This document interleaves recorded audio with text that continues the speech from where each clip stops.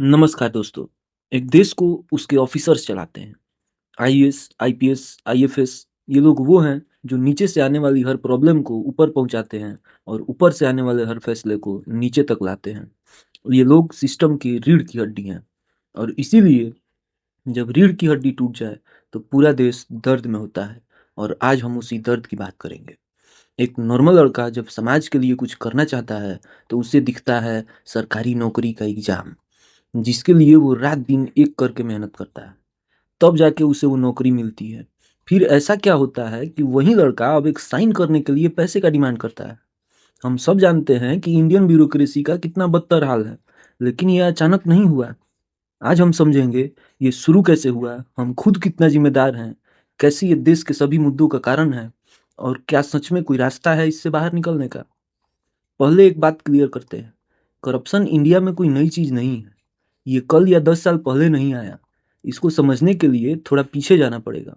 गुलामी के कारण भारतीय लोग बहुत गरीब थे। तभी सन 1853 में अंग्रेजों ने इंडिया में एक चीज क्रिएट की, इंडियन सिविल सर्विस। अब ये सुनने में बहुत नवल लगता है। सिविल सर्विस का मतलब है लोगों की सेवा करने वाली फौज।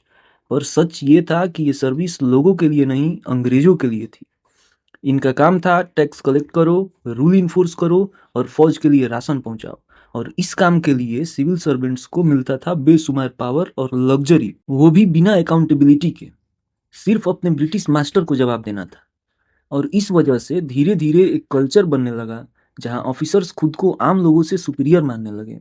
अब ये नौबत है कि जहां ऑफिसर्स को पूछना चाहिए कि मैं क्या कर सकता हूं आपके लिए, अब लोग कहने लगे साहब प्लीज एक साइन कर दो। साहब की कुर्सी एहसान करने की जगह बन गई है, सेवा करने की नहीं। फिर 1947 आया, अंग्रेज गए और उनकी बनाई हुई मशीन रह गई। पंडित नेहरू जी का विजन जेन्युइनली अच्छा था कि वेलफेयर स्टेट, सोशलिस्ट इकोनॉमी, सबका साथ, सबका विकास। पर उस विजन को इम्प्लीमेंट करने के लिए जो सिस्टम चूज किया वो था लाइसेंस राज। मतलब कोई भी फैक्ट्री खोलनी है तो 50 परमिशन चाहिए, कोई बिजनेस शुरू करना है 30 गवर्नमेंट ऑफिसेज का चक्कर लगाओ। 50 परमिशन का मतलब है 50 जगह साहब को खुश करना पड़ता है। 1980 आते आते ये इतना नॉर्मल हो गया कि लोग एक्सेप्ट करने लगे कि कुछ देना ही पड़ेगा। दुकान खोलना है पैसा दो, कॉन्ट्रैक्ट लेना है पैसा दो, बच्चे का कॉलेज में एडमिशन करवाना है पैसा दो, अरे एक सिंपल डेथ सर्टिफिकेट बनाना है तब भी पैसा दो। 1991 में लिबरलाइजेशन हुआ, कुछ चीजें इंप्रूव हुई, लेकिन उसके बाद फिर से जम के करप्शन हुआ। और ये आदत आज भी सेम चल रहा है। इसका मतलब करप्शन का बीज हमने खुद नहीं लगाया, पर हम इसको पानी जरूर देते रहे हैं। अब बात करते हैं एक ऑफिसर की जर्नी की। 8-10 महीनों के ट्रेनिंग के बाद ऑफिसर जब पहली बार यूनिफॉर्म पहनता है तो उसका दिन एक शपथ के साथ शुरू होता है। मैं भारत का संविधान के प्रति सच्चाई, श्रद्धा और निष्ठा रखूंगा। मैं बिना किसी भय या पक्षपात के अपना कर्तव्य निभाऊंगा। मैं देश के लोगों की सेवा को अपना प्रथम कर्तव्य समझूंगा। उस पल में ऑफिसर को लगता है ये सब पॉसिबल है। वो जेन्युइनली बिलीव भी करता है। अगले ही पल वहां के एमएलए के पीए का कॉल आता है, साहब वो प्लॉट वाली फाइल थोड़ी जल्दी हो जाए, एमएलए साहब ने बोला है। अब ऑफिसर अगर फाइल में खामी पाकर उसे रोक देता है तो विद इन अ वीक उसका ट्रांसफर पक्का है। अगर किसी बाहुबली के खिलाफ कुछ करना हो तो ऊपर से परमिशन ही नहीं मिलता। ज्यादा दिमाग लगाने वालों का मर्डर भी हो जाता है। मीटिंग्स में नेता स्कीम्स पर नहीं बल्कि वसूली पे बात करते हैं। और देखते ही देखते एक नया ईमानदार अफसर करप्ट हो जाता है। प्रमोशन रुकने का और विजिलेंस इंक्वायरी का इतना डर बन जाता है कि चाह कर भी एक ऑफिसर सही राह पे नहीं चल सकता है। हम एक बहुत अजीब सोसाइटी में रहते हैं। हम करप्शन को गलत भी मानते हैं और जब जरूरत पड़ती है तो इस्तेमाल भी करते हैं।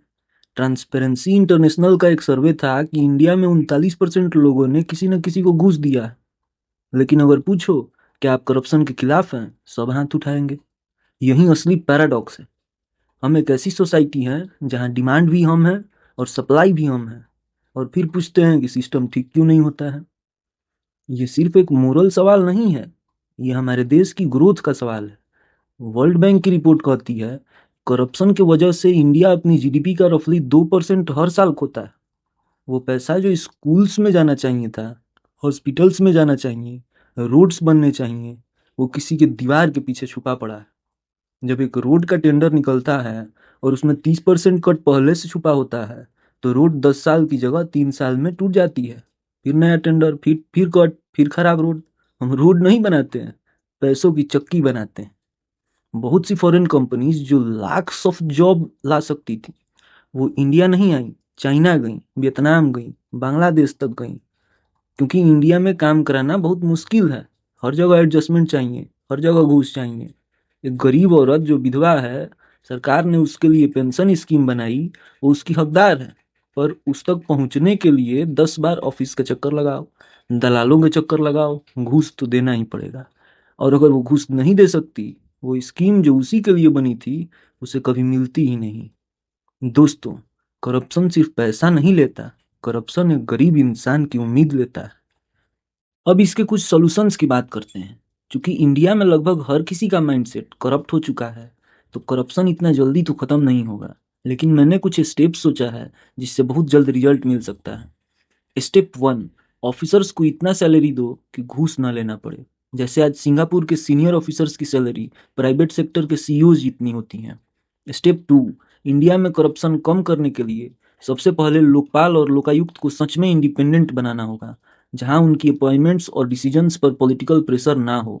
साथ ही central bureau of investigation, enforcement directorate और सेंट्रल विजिलेंस कमीशन जैसे बॉडीज को क्लियर पावर और बेटर कोऑर्डिनेशन दिया जाए, ताकि केसेस इधर उधर ना भटके।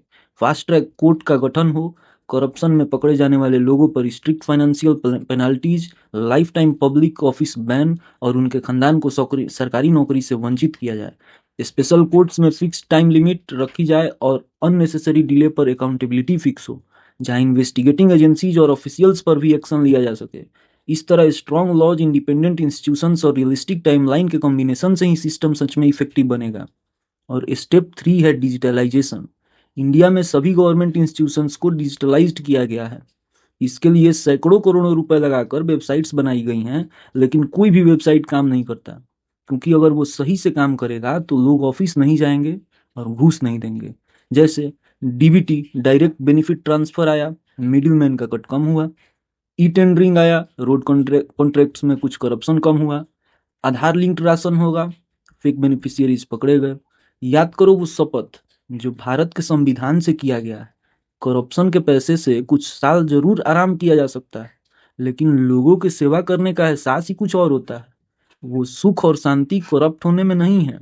मानता हूं कि सही राह पे चलना थोड़ा मुश्किल है, लेकिन इम्पॉसिबल नहीं। जैसे टीएन शेषन, जिन्होंने अकेले इलेक्शन कमीशन को बदला, किरण बेदी, जिन्होंने तिहाड़ जेल को एक रिहेबिलिटेशन सेंटर बना दिया, अशोक खेमका, जो 50 से ज्यादा बार ट्रांसफर हुए। इन्होंने कोई मिरेकल नहीं किया, इन्होंने सिर्फ वो किया जो शपथ में कहा था। अगर आप एक अफसर हैं या आम इंसान, अपने अंदर देश प्रेम को जागृत कीजिए। क्योंकि कसम सिर्फ ऑफिसर्स नहीं खाते, हम सब ने इस देश के नागरिक होने की एक कसम खाई है। सिस्टम ने करप्ट नहीं किया, हमने सिस्टम को करप्ट किया है।